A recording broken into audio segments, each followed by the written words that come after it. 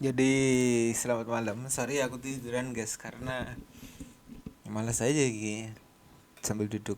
Emang posisi kayak gini tuh bikin pegel sebenarnya. Ya, ya bodo amat lah.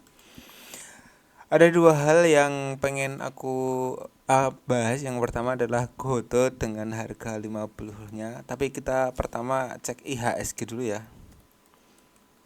IHSG berhasil naik 1,5% hari ini ya. Kemarin berhasil rebound. IHSG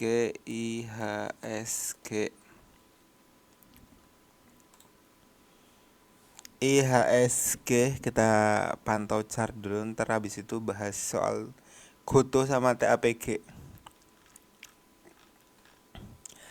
Nah, ternyata bener kebantu sama sama berita The Fed itu kalau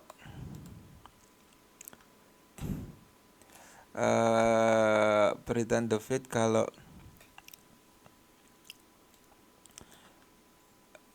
ini ya, The Fed kalau Amerika tahan suku bunga lah, intinya itu aku lupa.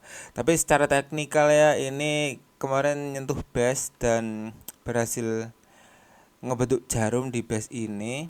Dan ini dan juga ini trendline juga bro, dekat trendline naik. Ini kan apa ya, ibarat kata tuh udah indikatornya tuh sangat kuat sekali untuk mantul gitu, apalagi dengan berita positif. Dolar tuh menurun gara-gara ini The Fed tahan suku bunga. Jadi merah, dan seperti halnya per candlean ya, karena candle daily artinya ada kemungkinan besok akan dibuka hijau karena ini blok penuh. Blok penuh itu biasanya biasanya naik kalau blok penuh, apalagi ini lebih tinggi dari blok sebelumnya. Oke, itu view ya, seenggaknya akan nyampe di 640-an lah, resist gitu. Lalu apalagi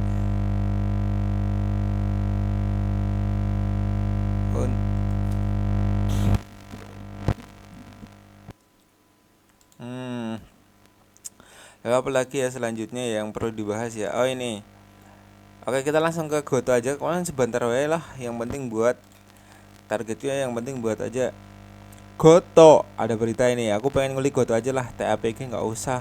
Goto tok sama dada ntar. Goto itu berhasil revenue-nya ya konsisten naik setiap quarter ya. Dari 2005 naik terus sampai quarter ini dari 5 triliun 600 miliar, dan masih berhasil membukukan laba 350-an. Ini dua quarter yang positif banget untuk perusahaan Goto ini, yang dari sejak berdiri itu mengalami kerugian terus, akhirnya bisa untung. Ini secara harga ya, secara laporan laba rugi. Kalau untuk EPS sendiri, sebenarnya EPS ini masih dihargai kemahalan sih guys sebenarnya. EPS kan pendapatan dibanding dengan laba, karena beban utangnya mungkin masih banyak mungkin ya. Ini kalau dikali 10 baru 10 di harga wajarnya, berarti 10 dong. Enggak kayak gitu juga sih sebenarnya cara ngitungnya. Tapi kita cek di finansial dulu. Ya, kita dari perjalanan ya, dari arus kas operasi itu di kuarter-kuarter ini ya, belakangan ini udah meningkat lah. Paling gede awal tahun ini kemarin 1 triliun itu dapat dari Dari mana kemarin ya? Penerimaan dari pengguna dikurang pembayaran kepada pedagang. Dari pengguna itu 400 miliar. Dan ini dari pelanggan juga lumayan meningkat, bro. Berarti aslinya meningkat. Penerimaan dari pelanggan itu meningkat dibanding tahun lalu. Berarti secara arus kas juga oke sih sebenarnya. Tapi kenapa ini ada 1 triliun di sini ya, guys? Total arus kas dari aktivasi kenapa jadi 1 T? Karena di sini ini sisa 1 T. Mudeng-mudeng. Jadi ya ini meningkat berarti arus kas operasi ini dia habis di pembiayaan yang disalurkan kepada pengguna. Apa ini? Ini lebihnya di sini di yang disalurkan. Mungkin bonus ya, mungkin kayak nggon diskon kayak gitu. Bakar duit lah ya mungkin. Itu pembiayaan yang disalurkan kepada pengguna itu mungkin ya diskon kayak gitu 1 T. Tapi masih mencatat keuntungan 600 miliar. Ya artinya dari penerimaan dari pelanggan ini juga naik konsisten. Ini bagus banget sebenarnya gitu. Terus dari aktivitas investasi nggak ada yang terlalu gede sih. Peran aset tetap dari penjualan aset tetap, penambahan investasi nggak terlalu ngaruh. Penerimaan dividen, penempatan deposito, ini masukan deposito 20 miliar, nggak ada yang ngaruh. Hasil penjualan aset keuangan. Nah ini kas dan setara kas di akhir periodenya tuh 730 dan free cash flow-nya itu masih positif di 500 miliar. Wow. Free cash flow itu artinya uang yang dipakai. Ya gitu ya, uang yang dipakai. Nah, ini ada apa ini? Penerimaan pinjaman dari pihak ketiga di kuartal ke-4 kemarin itu Goto pinjem ya. Penerimaan dari pihak ketiga. Tapi pinjam kemana? Ke siapa, guys? Jangan ke 5 kemarin dari siapa. Tapi intinya ini bagus banget sih. Menurutku secara arus kas teori itu dari ChatGPT soalnya, guys. Teori ini dari ChatGPT. Yang perlu diperhatikan ya kayak ini sih, misal hilang cok di. Misal ya arus kas operasi kan itu harus positif. Terus arus kas investasi itu kalau negatif itu bagus.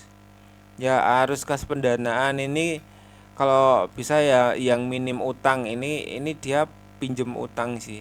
Tapi secara quarterly ya bagus ya. Ini nggak ada catatan untuk bayar utang cok. Kemana ya duitnya? Iya kan, kemana ya duitnya? Ini masih pertanyaan, guys. Ini kan dia ambil ini ya, kas tarkas periode awal kan 21.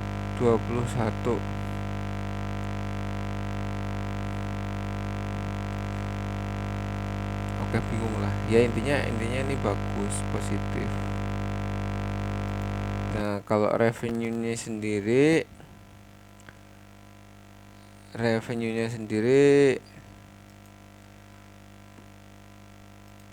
alah keluar cok. Ya sudah.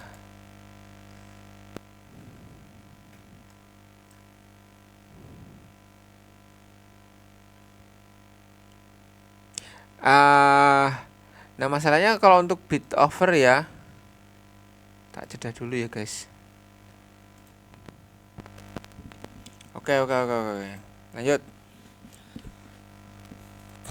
Hilang, bro, gara-gara tadi keluar. Waduh.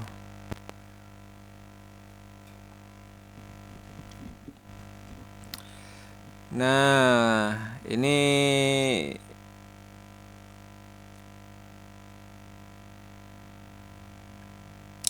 laporan periode tahun ini positif lah, semester ini positif. Revenue-nya juga positif. Terus finance-nya kita dari income statement dulu. Laba kotor total pendapatan kan 5 triliun. Laba kotor itu 3 triliun. Laba usaha itu 300 sama 400 miliar. Laba sebelum pajak ini. Laba bersih tahun berjalan.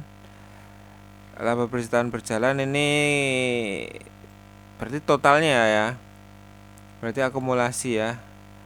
Ini 250 pendapatan korporasi lain 250 miliar. Nah, intinya makin positif. Jumlah laba komprehensif itu 2 miliar. Laba yang bisa ya pokoknya laba yang bisa diatribusikan ke entitas induk itu 300. Oke lah. Mantap, mantap, mantap. Kinerja yang baik sekali untuk Goto ini. Sok tahu banget aku, Cok. Kas Tarakas. Ya kan?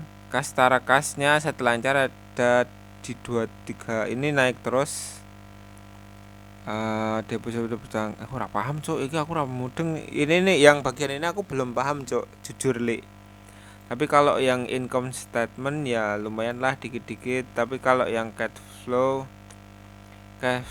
itu harus positif ya kan. Operasi itu harus positif, jangan sampai negatif. Kayak ini misal contoh Q2 di 2005 ya, harus negatif, harus positif. Terus ini negatif nggak apa-apa, ini mungkin ada aksi investasi lah. Pendanaan juga kalau bisa ya jangan yang nambah kayak gini, walaupun nggak selalu buruk sih. Jangan yang tutup lubang gali lubang kayak gitu. Tapi kalau ini cash flow nya gede banget toh, ini cash flow nya gede, oke sih. Nah sekarang kan fundamentalnya udah bagus, menurut aku bagus. Tadi aku udah curhat sama ChatGPT juga bagus katanya. Nah sekarang kita inilah di broker summary. Karena broker summary itu yang ada hal-hal yang ini guys. Nah kalian perlu perhatikan ya.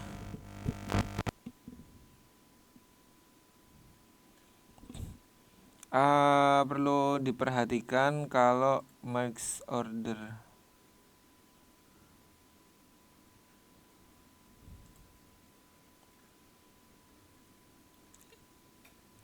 Perlu diperhatikan. Ini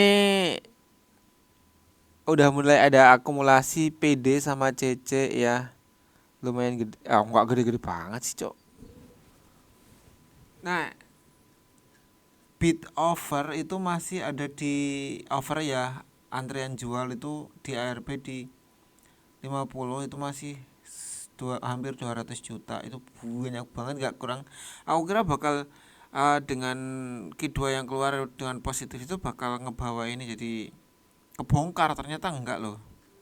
Nah yang ngejual di broker Sumari itu adalah CP. CP ngejual semiliar, yang beli PDCC. Yang ini termasuk apa ya? By frekuensinya tuh kan ini termasuk big money lah. Kan kalau retail kita kelihatan banget ya ini frekuensinya kecil-kecil. Ya ini big money sebenarnya yang beli nih. Cuman ya kecil tadi, Cuk. Nah, kalau seminggu ini dalam waktu semingguan ini CC sama PD mulai borong ya.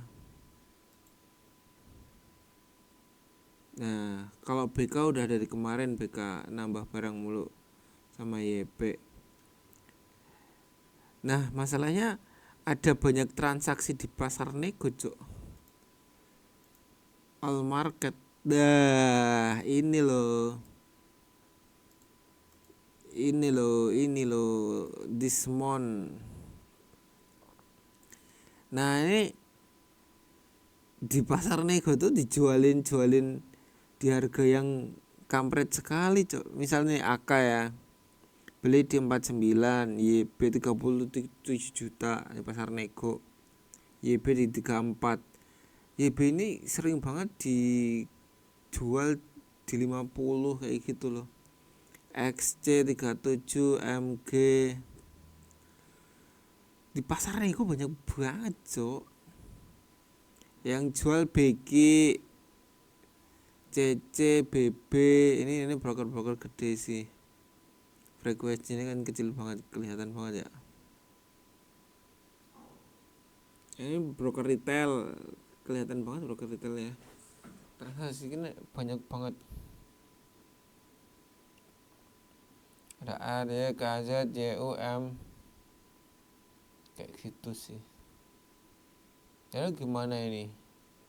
Ya kalau diperdayakan kayak gitu dengan antrian jual masih segede itu ya susah bro buat kebongkar. Nego 200 juta loh kok hilang. Oh ini 200 juta lot.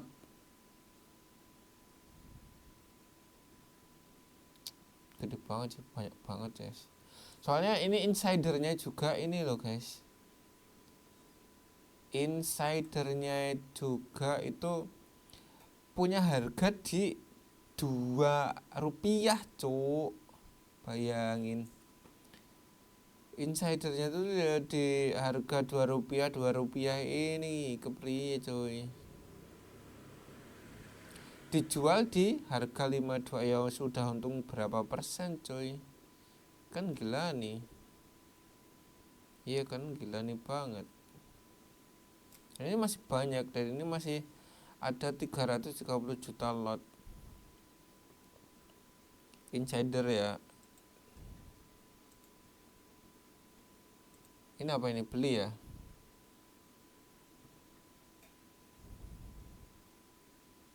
Dia crossing yang jual di 52. Ini ada Sugito Waluyo beli nih. Kenapa berani beli di harga 51 ya? Ya gitulah ya. Kalau untuk ininya number of shareholder, wadidaw, untuk 30 Juni ya, bulan Juni ini naik 80.000, mungkin gara-gara laporan keuangan ya. Mau kedua laporan keuangan 80.000 yang shareholder retail, para retail unyu mau pada beli. Oke. Ada aksi korporasi juga. Bukan aksi korporasi sih. Kayak keterbukaan informasi dari saham ini juga yang perlu diperhatikan ya.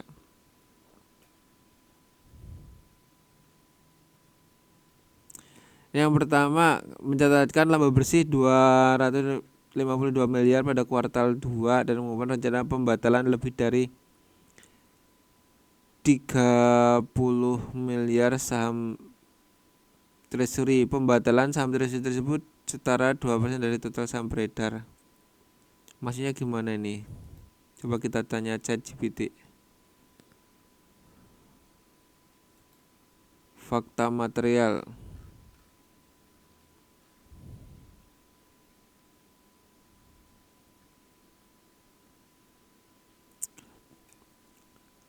Dan dengan kami mencetak laba bersih selama 2 kuartal berturut-turut dengan EBITDA grup yang disesuaikan meningkat lebih dari 2 kali lipat dibandingkan tahun sebelumnya, melampaui angka 1 triliun.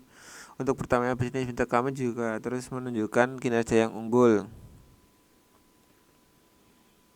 Profitnya telah melebihi bisnis on demand service untuk pertama kali. Hal ini menunjukkan kekuatan Insimat. Pada 1 Juli baru menyumbang sekitar dari pendapatan bersih grup. Dampak dari perusahaan komisi ini pada laporan keuangan kuartal 3. Namun struktur komisi baru mulai diberlakukan sesuai keputusan Menteri Perhubungan tahun yang menyumbang sekitar 70% dari pendapatan bersih grup.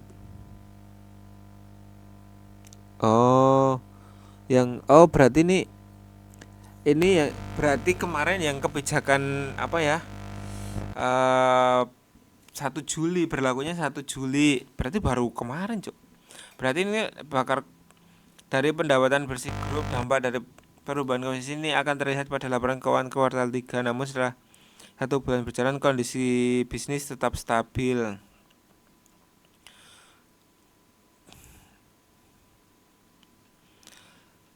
Pengguna transaksi pendapatan bisnis naik gila sih. Pendapatan lain tahunan pertumbuhan gitu pedoman kinerja dan sederhana. Nah ini. Perseroan juga mengumumkan rencana untuk membatalkan lebih dari 32 miliar saham treasury atau setara dengan kurang lebih 2%. Dalam ini perseroan akan mematuhi ketentuan, maksudnya pembatalan piye yang berlaku, meminta persetujuan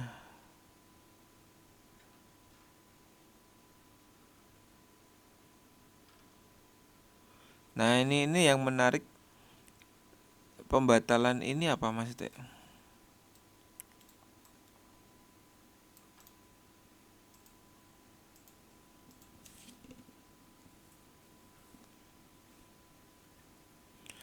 Nah ini Gotoh resmi mengubah rencana pengalihan 30 miliar saham treasury Serie A, pembelian kembali buyback semula ditentukan sebagai program MSOP.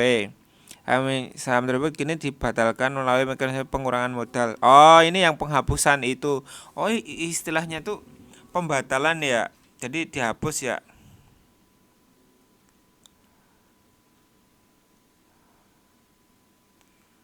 Oh, iya. Ini yang aku maksud. Ini oke sih. Ya menurutku masih ke depan bagus sih Goto ini. Nggak terlalu berdampak signifikan yang aturan ini karena hanya berlaku di Goret ya. Cuma di Gorlet. Pedoman kinerja ada diturunkan menjadi menyusul batasan komisi Goret. Ini iya nggak? Oke nih Goto. Tapi gue nggak ngerekomendasiin ya, cuman ini masih tebel banget, Cok. Tebel banget di offernya, tapi secara labku bagus buat karena ini udah di harga dasar juga sih. Kalau bisa beli nego cuy. Udah untung ratusan persen sih. Oke, itu aja sih.